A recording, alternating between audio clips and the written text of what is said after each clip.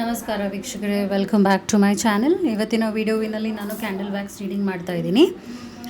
ಈ ವ್ಯಕ್ತಿಯ ಎನರ್ಜಿ ನಿಮ್ಮ ಕಡೆಗೆ ಇವತ್ತೇನಿದೆ ಹಾಗೂ ನೀವೇನು ಎಕ್ಸ್ಪೆಕ್ಟ್ ಮಾಡಬಹುದು. ನಾನು ಟ್ಯಾರೋ ಕಾರ್ಡ್ಸ್ನ ಕೂಡ ಯೂಸ್ ಮಾಡ್ತೀನಿ ಮತ್ತು ಅವರ ಮನಸ್ಥಿತಿ ಏನಿದೆ, ಒಂದಷ್ಟು ಮೆಸೇಜಸ್ ಏನಿದೆ ಅದು ಕೂಡ ನಾನು ನಿಮ್ಗೆ ಹೇಳ್ತೀನಿ. ಹಾಗೂ ನಿಮ್ಗೇನು ಗೈಡೆನ್ಸ್ ಪ್ರೆಸೆಂಟ್ನಲ್ಲಿ ಬೇಕಿದೆ ಆ ವಿಚಾರವಾಗೂ ನಾನು ರೀಡಿಂಗ್ ಮಾಡ್ತೀನಿ. ನೀವೇನು ಮಾಡಬೇಕಾಗತ್ತೆ ಅಂದರೆ, ಈ ವ್ಯಕ್ತಿಯನ್ನು ಮನಸ್ಸಿನಲ್ಲಿ ಇಟ್ಕೊಳ್ಳಿ. 3 ಸಲ ಈ ವ್ಯಕ್ತಿಯ ಹೆಸರು ಹೇಳಿ ಮತ್ತು ರೀಡಿಂಗಿಗೆ ಕನೆಕ್ಟ್ ಆಗಬೇಕಾಗತ್ತೆ. ನೀವು ಈ ವ್ಯಕ್ತಿಯ ಹೆಸರು ಹೇಳಿ ರೀಡಿಂಗಿಗೆ ಕನೆಕ್ಟ್ ಆಗಿ. ಚಾನೆಲ್ನ ಸಬ್ಸ್ಕ್ರೈಬ್ ಮಾಡ್ಕೊಳ್ಳಿಲ್ಲ ಅಂದರೆ ದಯವಿಟ್ಟು ಸಬ್ಸ್ಕ್ರೈಬ್ ಮಾಡಿ. ಹಾಗೂ ನಿಮಗೇನಾದರೂ individual counselling tarot reading session ಬೇಕಿದೆ ಅಂದರೆ ಡಿಸ್ಕ್ರಿಪ್ಷನಲ್ಲಿ ಕೊಟ್ಟಿರುವ ನಂಬರ್ಗೆ ಕಾಲ್ ಮಾಡಿ ಅಪಾಯಿಂಟ್ಮೆಂಟ್ನ ಪಡಿಬೇಕಾಗತ್ತೆ. ಒಂದು ಫೋನ್ ಮುಖಾಂತರನಾದರೂ ತೊಗೋಬೋದು ಅಥವಾ ನೀವು ಆಫೀಸ್ಗಾದರೂ ಬಂದು ಪಡಿಬಹುದು. ನಿಮಗೆ ಯಾವುದು ಅನುಕೂಲ ಅನಿಸುತ್ತೆ ನೀವು ಮಾಡಬಹುದು. ಸೊ ರೀಡಿಂಗ್ನ ಶುರು ಮಾಡ್ತೀನಿ. ಕ್ಯಾಂಡಲ್ ವ್ಯಾಕ್ಸ್ ರೀಡಿಂಗ್ ಫಸ್ಟ್ ಮಾಡ್ತೀನಿ.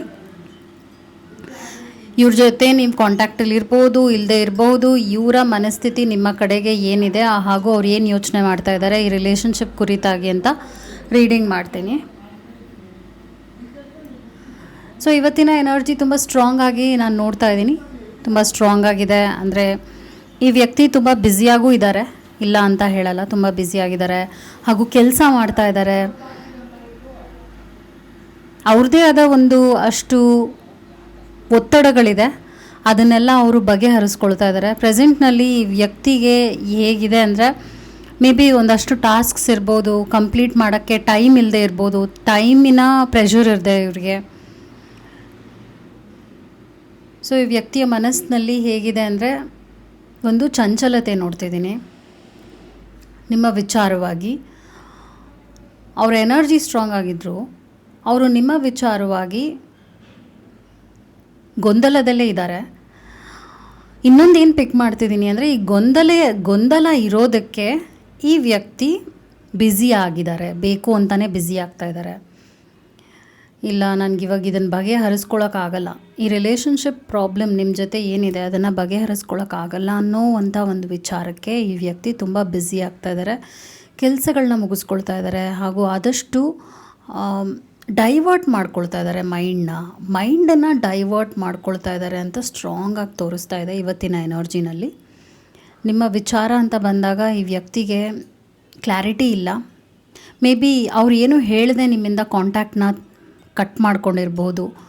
ಆ ವ್ಯಕ್ತಿ ಏನು ಕ್ಲಾರಿಫಿಕೇಷನ್ ಕೊಡ್ದೇನೆ ಸುಮ್ಮನಾಗಿರಬಹುದು. ನಿಮ್ಮ ವಿಚಾರ ಅಂತ ಬಂದಾಗ ಈ ವ್ಯಕ್ತಿಗೆ ಏನು ಅನ್ನಿಸ್ತಿದೆ ಅಂದರೆ, ಅವ್ರು ರೆಡಿ ಇಲ್ಲ ಅನ್ನಿಸ್ತಾ ಇದೆ. ನಿಮಗೇನು ಬೇಕು, ನೀವೇನು ಎಕ್ಸ್ಪೆಕ್ಟ್ ಮಾಡ್ತಾಯಿದ್ದೀರಾ ಅದನ್ನು ಅವರು ಪೂರೈಸುವುದಕ್ಕೆ ಈ ವ್ಯಕ್ತಿ ರೆಡಿ ಇಲ್ಲ. ಅದರಿಂದ ಏನು ಮಾಡ್ತಾ ಇದ್ದಾರೆ ಅಂದರೆ, ಅವಾಯ್ಡ್ ಮಾಡ್ತಾ ಇದ್ದಾರೆ ಅನ್ನೋ ಥರ ಕಾಣ್ತಾ ಇದೆ. ಬೇಕು ಅಂತಲೇ ಅವಾಯ್ಡ್ ಮಾಡ್ತಾ ಇದ್ದಾರೆ, ಮಾತನ್ನು ಅವಾಯ್ಡ್ ಮಾಡ್ತಾ ಇದ್ದಾರೆ, ಬೇಡ ಅನ್ನೋ ರೀತಿಯಾಗಿ ನಡ್ಕೊಳ್ತಾ ಇದ್ದಾರೆ. ಆದರೆ ಬಿಟ್ಟು ಹೋಗೋಕ್ಕೂ ಮನಸ್ಸು ಬರ್ತಿಲ್ಲ ಈ ವ್ಯಕ್ತಿಗೆ. ಬಿಕಾಸ್ ಮೇ ಬಿ ನೀವು ಕಮಿಟ್ಮೆಂಟ್ ಕೇಳ್ತಾ ಇರ್ಬೋದು, ಅಥವಾ ನೀವು ಕ್ಲಾರಿಫಿಕೇಷನ್ ಬೇರೆ ವಿಚಾರವಾಗಿ ಕೇಳ್ತಿರ್ಬೋದು, ಅಥವಾ ನಿಮಗೆ ಏನೋ ಒಂದು ವಿಚಾರದಲ್ಲಿ ನೋವಾಗಿದೆ ಅದ್ರ ಬಗ್ಗೆ ಮಾತಾಡಿ ಅಂತ ಹೇಳ್ತಿರ್ಬೋದು. ಸೊ ಇದೆಲ್ಲ ಅವ್ರಿಗೆ ಇಷ್ಟ ಆಗದೆ ಇರೋ ಕಾರಣವಾಗಿ ಈ ವ್ಯಕ್ತಿ ಬೆಟರ್ ನಾನು ಸೈಲೆಂಟಾಗಿರೋದೇ ಒಳ್ಳೆಯದು, ನನಗೋಸ್ಕರ ನಾನು ಇದನ್ನು ಮಾಡಬೇಕು ಅನ್ನೋದಕ್ಕೋಸ್ಕರ ಈ ವ್ಯಕ್ತಿ ಸ್ಟ್ರೆಸ್ನ ತೊಗೊಳಕ್ಕೆ ಇಷ್ಟಪಡ್ತಾ ಇಲ್ಲ. ಸ್ಟ್ರೆಸ್ ಅಂದರೆ ಅವ್ರಿಗೆ ಇಷ್ಟ ಆಗೋದಿಲ್ಲ, ಅದರಿಂದನೇ ಈ ವ್ಯಕ್ತಿ ದೂರ ಇದ್ದಾರೆ ಅಂತ ಕೂಡ ತೋರಿಸ್ತಾ ಇದೆ. ಈ ವ್ಯಕ್ತಿಗೆ ಏನು ಅನ್ನಿಸ್ತಿದೆ ಅಂದರೆ, ನೀವು ಪ್ರೆಷರೈಸ್ ಮಾಡ್ತಾ ಇದ್ದೀರಾ ಅವ್ರಿಗೆ, ನೀವು ಪ್ರೆಷರ್ ಹಾಕ್ತಾ ಇದ್ದೀರಾ, ನೀವು ಅವ್ರನ್ನ ಅರ್ಥ ಮಾಡ್ಕೋತಾ ಇಲ್ಲ ಅಂತ ಕೂಡ ಅವ್ರಿಗೆ ಈಗ ಪ್ರೆಸೆಂಟ್ ಎನರ್ಜಿನಲ್ಲಿ ಹಾಗೆ ಅನ್ನಿಸ್ತಾ ಇದೆ. ಸೊ ನೋ ಕಾಂಟ್ಯಾಕ್ಟ್ ಈ ಒಂದು ರೀಸನ್ಗೆ ಬಂದಿರ್ಬೋದು, ಅವ್ರು ಮಾತಾಡದೇ ಇರೋದು ಈ ಒಂದು ರೀಸನ್ಗೆ ಆಗಿರುತ್ತೆ. ಏಕೆಂದರೆ ನೀವು ಕೇಳುವ ಪ್ರಶ್ನೆಗಳಿಗೆ ಅವರ ಬಳಿ ಉತ್ತರ ಇಲ್ಲ.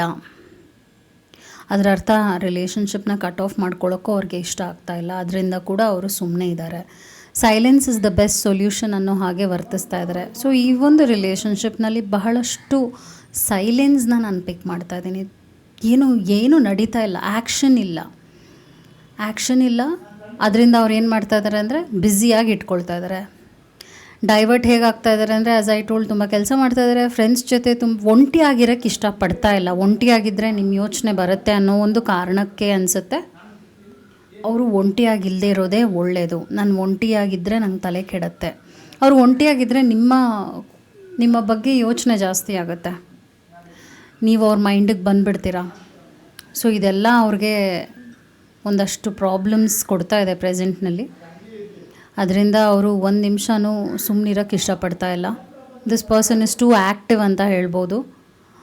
ಆದರೂ ಕೂಡ ಪ್ರೆಸೆಂಟ್ನಲ್ಲಿ ಮೇ ಬಿ ನಿಮ್ಮ ಫೋಟೋಸ್ ನೋಡ್ತಿರ್ಬೋದು, ಅಥವಾ ಮೆಸೇಜಸ್, ನೀವು ಅವರು ಚಾಟ್ ಮಾಡಿರುವಂಥ ಮೆಸೇಜಸ್ ಇರ್ಬೋದು, ನೀವು ಅವರು ಕಳೆದಂಥ ಒಂದೊಳ್ಳೆ ಟೈಮ್ ಇದೆಯಲ್ಲ ಅದನ್ನೆಲ್ಲ ಫೋಟೋಸು ವೀಡಿಯೋಸು, ಒಟ್ಟಿನಲ್ಲಿ ಏನೋ ನಿಮ್ಮ ಅವರ ಫೋಟೋಸ್ ವೀಡಿಯೋಸ್ ಚಾಟ್ಸ್ ಏನೋ ಒಂದನ್ನು ತುಂಬ ನೋಡ್ತಾ ಇದ್ದಾರೆ, ಅದನ್ನೇ ರಿಪೀಟೆಡಾಗಿ ನೋಡ್ತಾ ಇದ್ದಾರೆ ಅಂತ ಕೂಡ ತೋರಿಸ್ತಾ ಇದೆ. ಬಿಕಾಸ್ ಆ ವ್ಯಕ್ತಿಗೆ ಸ್ವಲ್ಪ ಮನಸ್ಥಿತಿ ಹಾಗೇ ಇದೆ, ನಿಮ್ಮನ್ನು ಎದುರಿಸೋಕ್ಕೆ ಅವ್ರಿಗೆ ಇನ್ನೂ ಶಕ್ತಿ ಇಲ್ಲ ಅನ್ನೋ ಹಾಗಿದೆ.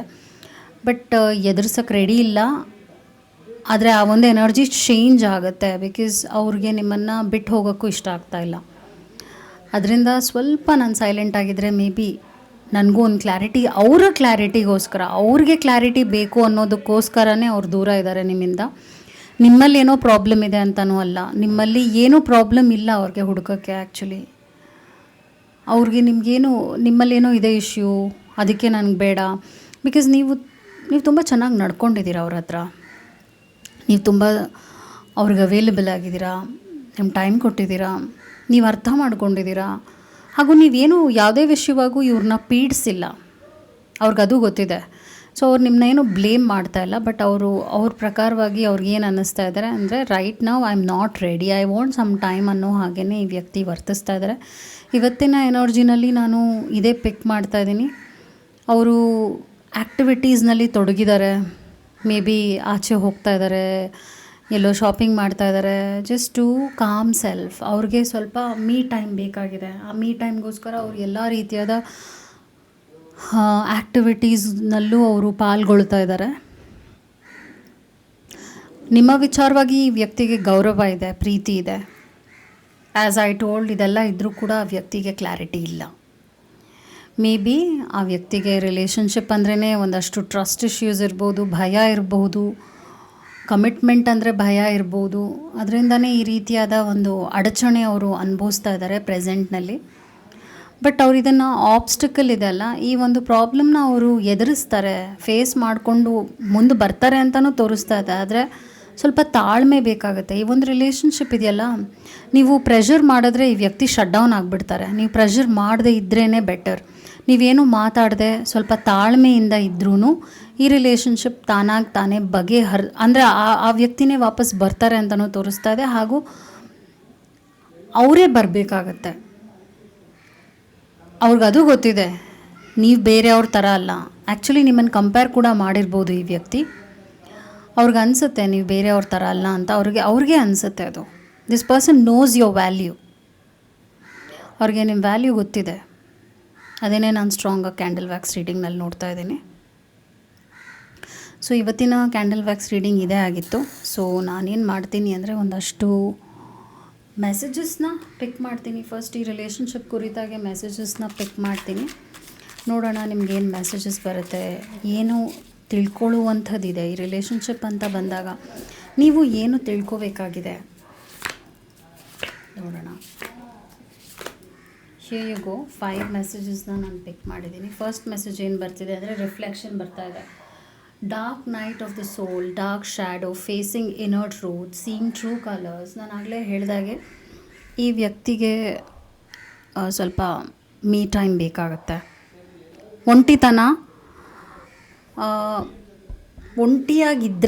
ಒಂಟಿತನ ಅನ್ನೋದಕ್ಕಿಂತ ಒಂಟಿಯಾಗಿದ್ದರೆ ಅವ್ರಿಗೊಂದು ಬೆಟರ್ ಕ್ಲಾರಿಟಿ ಈ ರಿಲೇಷನ್ಶಿಪ್ ಬಗ್ಗೆ ಸಿಗುತ್ತೆ.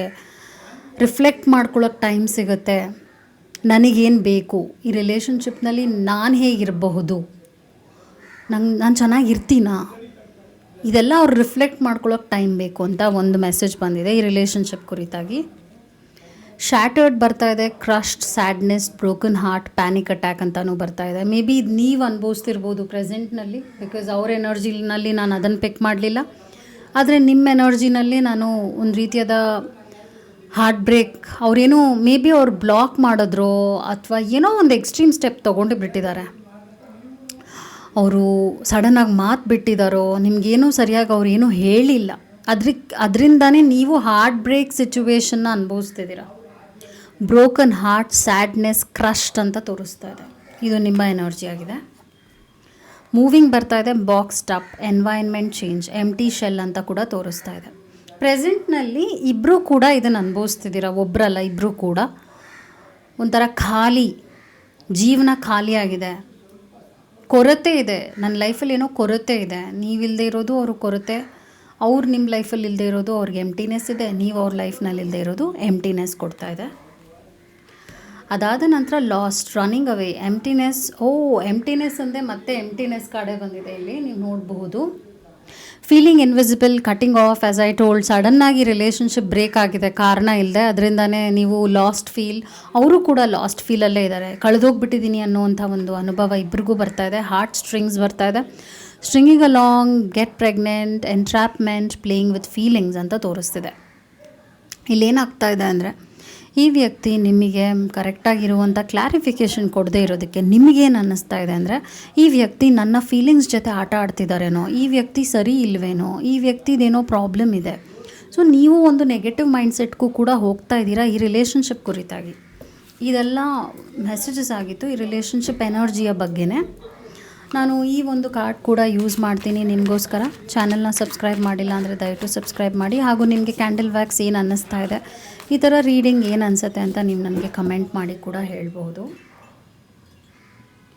ನಾನು ರೊಮ್ಯಾನ್ಸ್ ಆ್ಯಂಡ್ ಲವ್ ಮೆಸೇಜಸ್ನ ಕೂಡ ತೆಗಿತೀನಿ. ನೀವಿನ್ನ ಏನು ತಿಳ್ಕೊಳ್ಳುವಂಥದ್ದಿದೆ ಈ ರಿಲೇಷನ್ಶಿಪ್ ಕುರಿತಾಗಿ ಅಂತ. ಟಾಕ್ಸಿಸಿಟಿ ಬರ್ತಾ ಇದೆ. Toxic relationship can drain your energy and self worth, be aware. ಪ್ರೆಸೆಂಟ್ನಲ್ಲಿ ಇದು ನಿಮಗೆ ಟಾಕ್ಸಿಕ್ ಆಗಿದೆ, ಇಲ್ಲ ಅಂತ ಹೇಳಲ್ಲ. ಟಾಕ್ಸಿಕ್ ಅಂದರೆ ನೆಗೆಟಿವಿಟಿ, ಪೇಯ್ನ್. ಈ ಒಂದು ರಿಲೇಷನ್ಶಿಪ್ ನಿಮಗೆ ಪೇಯ್ನ್ ಕೊಡ್ತಾ ಇದೆ. ಸೊ ನೀವು ನಿಮ್ಮ ಎನರ್ಜಿನ ಡ್ರಾಬ್ಯಾಕ್ ಮಾಡ್ಕೊಳ್ಳೋದು ಪ್ರೆಸೆಂಟ್ನಲ್ಲಿ ಒಳ್ಳೆಯದು. ಅದು ನಿಮಗೆ ಬಂದಿರುವಂಥ ಅಡ್ವೈಸ್ ಆಗಿದೆ. Settling, avoid settling for less than you deserve in love. Settle ಆಗಬೇಡಿ, ಪರವಾಗಿಲ್ಲ, ಎಷ್ಟು ಅಡ್ಜಸ್ಟ್ ಮಾಡ್ಕೊಳ್ತೀರಾ, ಎಷ್ಟುವರೆಗೂ ಅಡ್ಜಸ್ಟ್ ಮಾಡ್ಕೊಳ್ತೀರಾ. ಇವಾಗ ನೀವು ಒಂದು ಬಸ್ನಲ್ಲಿ ಜರ್ನಿ ಮಾಡ್ತಾ ಇದ್ದೀರಾ ಅಂತ ಅಂದ್ಕೊಳ್ಳೋಣ. ಓಕೆ, ಅಲ್ಲಿ ಆ ಒಂದು 2 ಸೀಟ್ನಲ್ಲಿ 3 ಸೀಟ್ ಅಂದರೆ 2 ಸೀಟ್ ಇರುತ್ತೆ, ಅಲ್ಲಿ 3 ಜನ ಕೂತ್ಕೊಳ್ತಾರೆ ಅಂತ ಅಂದ್ಕೊಳ್ಳೋಣ. ನೀವು ಕೂತಿದ್ದೀರಾ, ಮೂರು ಜನ ಹೆಂಗೋ ಅಡ್ಜಸ್ಟ್ ಮಾಡ್ಕೊಂಡು ಆ 2 ಸೀಟಲ್ಲಿ ಕೂತಿದ್ದೀರಾ. ಎಷ್ಟೊತ್ತು ನೀವು ಹಂಗೆ ಕೂತ್ಕೊಳ್ಳೋಕ್ಕಾಗುತ್ತೆ? 3 ಜನಕ್ಕೂ ಅಡಚಣೆ ಆಗುತ್ತೆ ಅಲ್ವಾ? ಸೊ ಅಡ್ಜಸ್ಟ್ಮೆಂಟ್ ಅನ್ನೋದು ಒಂದು ಲಿಮಿಟೇಷನ್ ಇರುತ್ತೆ, ಎಷ್ಟುವರೆಗೂ ನೀವು ಅದನ್ನು ಹೋಲ್ಡ್ ಮಾಡ್ಕೊಳ್ತೀರಾ ಅಂತ. ಲೈಫ್ ಲಾಂಗ್ ಅಡ್ಜಸ್ಟ್ ಮಾಡಿಕೊಂಡ್ರೆ ಪ್ರಾಬ್ಲಮ್ ಆಗುತ್ತೆ. ಸೊ ನೀವು ರಿಲೇಷನ್ಶಿಪ್ನಲ್ಲೂ ತೀರಾ ಅಡ್ಜಸ್ಟ್ಮೆಂಟ್ ಮಾಡ್ಕೊಳ್ಳೋದು, ತೀರಾ ನೀವೇ ಎಲ್ಲದಕ್ಕೂ ಸರಿ ನಾನೇ ಇದನ್ನು ಸರಿ ಮಾಡ್ಕೊಂಡು ಬಿಡ್ತೀನಿ, ಪರವಾಗಿಲ್ಲ ಅಂತ ನೀವು ಏನೂ ಮಾತಾಡದೇ ಇರೋದು ಕೂಡ ಪ್ರಾಬ್ಲಮ್ ಆಗುತ್ತೆ. ನೆಕ್ಸ್ಟ್ ಮೆಸೇಜ್ ಏನು ಬರ್ತಾ ಇದೆ? ವಾಯ್ಡ್ಸ್ ಬರ್ತಾ ಇದೆ. Avoid rushing to fill void with love, seek inner fulfilment first. ಪ್ರೀತಿ ಯಾವ ವ್ಯಕ್ತಿನೂ ಕೂಡ ಪರಿಪೂರ್ಣ ಮಾಡೋಕ್ಕಾಗೋದೇ ಇಲ್ಲ. ಪ್ರೀತಿ ಇದೆಯಲ್ಲ, ಅದೊಂದು ಆ್ಯಡ್ ಆನ್ ಅಂತ ಹೇಳ್ತೀನಿ. ಪ್ರೀತಿ ಅನ್ನೋದು ನಾವು ಫಸ್ಟ್ ಪಡ್ಕೋಬೇಕಾಗತ್ತೆ. ಅಂದರೆ ನಾವು ಆ ಪ್ರೀತಿನ ನಮ್ಮಲ್ಲಿ ಕಂಡುಕೋಬೇಕಾಗತ್ತೆ ಅಲ್ವಾ? ಅದನ್ನು ಮಾಡಿದೆ ನಾನು ಪ್ರೀತಿನೆಲ್ಲೋ ಹುಡುಕ್ತೀನಿ, ನಂಗೆ ಅವ್ರು ಯಾರೋ ಪ್ರೀತಿ ಕೊಡ್ತಾರೆ, ಇವ್ರು ಯಾರೋ ಇದ್ದರೆ ನನಗೆ ಪ್ರೀತಿ ಸಿಗುತ್ತೆ. ಎಂಡ್ ಆಫ್ ದ ಡೇ ನಾವೆಲ್ಲ ಒಬ್ಬರೇ ಏಕಾಂಗಿಯಾಗೇ ಹೋಗೋದು. ಈ ಒಂದು ಜಗತ್ತನ್ನ ಬಿಟ್ಟು ಹೋಗುವಾಗ ನಾವು ಏಕಾಂಗಿಯಾಗೇ ಹೋಗ್ತೀವಿ, ಯಾರೂ ನಮ್ಮ ಜೊತೆ ಬರೋದಿಲ್ಲ. That is the reality. So be happy within yourself first, ಆಮೇಲೆ ಎಲ್ಲ ಸರಿ ಹೋಗುತ್ತೆ. Don't wait for someone, ಅವ್ರು ಬರಲಿ ಇವ್ರು ಬರಲಿ ಅಂತ ವೆಯ್ಟ್ ಮಾಡಬೇಡಿ. ನಿಮ್ಮ ಖುಷಿಗೋಸ್ಕರ ನೀವು ಏನು ಮಾಡಬೇಕೋ ಎಲ್ಲ ಮಾಡ್ಕೋಬೇಕಾಗತ್ತೆ. ಈಗ ನಾನು ಟ್ಯಾರೋ ರೀಡಿಂಗ್ನ ಕೂಡ ಮಾಡ್ತೀನಿ ರಿಲೇಷನ್ಶಿಪ್ ಕುರಿತಾಗಿ. ನೀವೇನು ತಿಳ್ಕೊಬೇಕಾಗತ್ತೆ ರಿಲೇಷನ್ಶಿಪ್ ಕುರಿತಾಗಿ, ಏನು ಎಕ್ಸ್ಪೆಕ್ಟ್ ಮಾಡಬಹುದು ಅಂತ. 3 ಆಫ್ ವಿಂಟರ್ ಸ್ಪೋರ್ಟ್ಸ್ ಬರ್ತಾ ಇದೆ, 3 ಆಫ್ ಸ್ಪೋರ್ಟ್ಸ್ ಬರ್ತಾ ಇದೆ. ಸೊ ಹಾರ್ಟ್ ಬ್ರೇಕ್ ಎಕ್ಸ್ಪೀರಿಯನ್ಸ್ ನಿಮ್ಗೆ ಆಗಿದೆ, ಪೇಯ್ನ್ ಆಗ್ತಾ ಇದೆ. ಈ ವ್ಯಕ್ತಿ ನಿಮ್ಮನ್ನು ಬಿಟ್ಟು ಹೋಗಿರೋದು ನಿಮಗೆ, ಅಥವಾ ನಿಮ್ಮ ಜೊತೆ ಮಾತಾಡದೆ, ನಾನು ತುಂಬ ಜನಕ್ಕೆ ನೋ ಕಾಂಟ್ಯಾಕ್ಟೇ ನೋಡ್ತಾ ಇದ್ದೀನಿ ಇಲ್ಲಿ. ನಾವು ಮಾತಾಡದೇ ಇರೋದು, ಡಿಸ್ಟೆನ್ಸ್ ಮೇಂಟೈನ್ ಮಾಡ್ತಾ ಇರೋದೆಲ್ಲ ನಿಮ್ಗೆ ಇಷ್ಟ ಆಗ್ತಾ ಇಲ್ಲ. ಇದೆಲ್ಲ ನಿಮಗೆ ಇರುಸು ಮುರುಸು ಕೊಡ್ತಾ ಇದೆ. ದ ವಿಂಟರ್ ಡೆವಿಲ್ ಬರ್ತಿರೋದ್ರಿಂದ ಈ ರಿಲೇಷನ್ಶಿಪ್ ಸ್ವಲ್ಪ ನೆಗೆಟಿವ್ ಆಗೂ ಇದೆ. ಇಲ್ಲ ಅಂತ ಹೇಳಲ್ಲ. ಡೆವಿಲ್ ಕಾರ್ಡ್ ಬರ್ತಿರೋದ್ರಿಂದ ಟಾಕ್ಸಿಕ್ ಆಗಿದೆ. ಅವ್ರು ಏನೂ ಮಾಡ್ತಾ ಇಲ್ವಲ್ಲ ಈ ರಿಲೇಷನ್ಶಿಪ್ನಲ್ಲಿ. ಅದಕ್ಕೆ ನೀವು ತುಂಬಾ ಒಂದು ಆ್ಯಂಗ್ಸೈಟಿಲಿದ್ದೀರಾ, ಸ್ಯಾಡ್ನೆಸ್ಸಲ್ಲಿದ್ದೀರಾ, ಅವ್ರ ಬಗ್ಗೆನೇ 24/7 ಯೋಚನೆ ಮಾಡ್ತಾ ಇದ್ದೀರಾ. ಅದೆಲ್ಲ ನಿಮ್ಮನ್ನು ಡ್ರೈನ್ ಮಾಡುತ್ತೆ. ಫಸ್ಟ್ ಅದನ್ನು ಅರ್ಥ ಮಾಡ್ಕೊಳ್ಳಿ. ಮಾಸ್ಟರ್ ಆಫ್ ವಿಂಟರ್ ವಾಂಡ್ಸ್ ಬರ್ತಾ ಇದೆ. ಇದನ್ನು ನಾವು ಕಿಂಗ್ ಆಫ್ ವಾಂಡ್ಸ್ ಅಂತ ಹೇಳ್ತೀವಿ. ಇದರ ಅರ್ಥ ಏನು ಅಂದರೆ, ನಿಮ್ಮ ಪ್ಯಾಷನ್ಗೆ ನೀವು ಕನೆಕ್ಟ್ ಆಗಿ ಅಂತ ಒಂದು ಮೆಸೇಜ್ ಬಂದಿದೆ. ನಿಮ್ಮ ಪ್ಯಾಷನ್ ಏನಾಗಿರ್ಬೋದು, ನಿಮ್ಮ ಕೆಲಸ ಕಾರ್ಯಗಳನ್ನ ಅಥವಾ ನೀವೇನು ತುಂಬ ಎಂಜಾಯ್ ಮಾಡ್ತೀರೋ ಅದನ್ನು ಮಾಡಿ. ಬೇರೆಯವ್ರಿಗೋಸ್ಕರ ನಾನು ಆಗಲೇ ಹೇಳಿದಾಗೆ ತುಂಬ ಅಡ್ಜಸ್ಟ್ ಮಾಡ್ಕೊಂಡು ಹೋಗ್ತಾ ಇದ್ದೀರಾ, ಅದನ್ನು ನೀವು ಮಾಡಬಾರ್ದು. You should not do that ಅಂತ ಕೂಡ ಮೆಸೇಜ್ ಬರ್ತಾ ಇದೆ.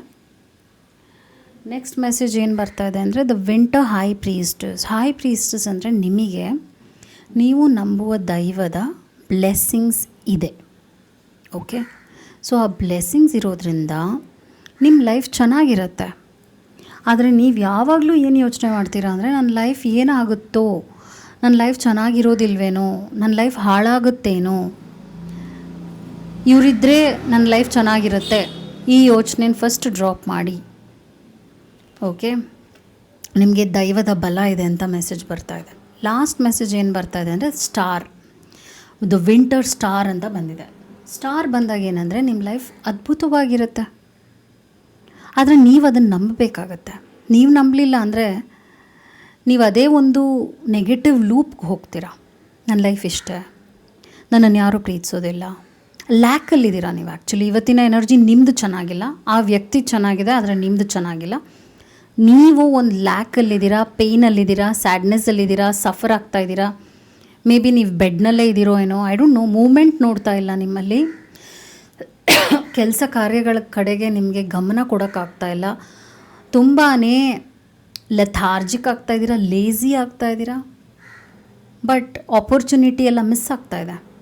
ನಿಮ್ಮ ಟೈಮ್ನ ಯುಟಿಲೈಸ್ ಮಾಡ್ಕೊಳ್ಳಿ, ನಿಮ್ಮ ಎನರ್ಜಿನ ಶಿಫ್ಟ್ ಮಾಡ್ಕೊಳ್ಳಿ, ಎಲ್ಲ ಸರಿ ಹೋಗುತ್ತೆ. ಈ ವ್ಯಕ್ತಿ ಕಾಂಟ್ಯಾಕ್ಟ್ ಮಾಡ್ತಾರೆ, ಮಾತಾಡ್ತಾರೆ, ಆದರೆ ನೀವು ಈ ಪರಿಸ್ಥಿತಿನಲ್ಲಿ ಇರಬಾರ್ದು.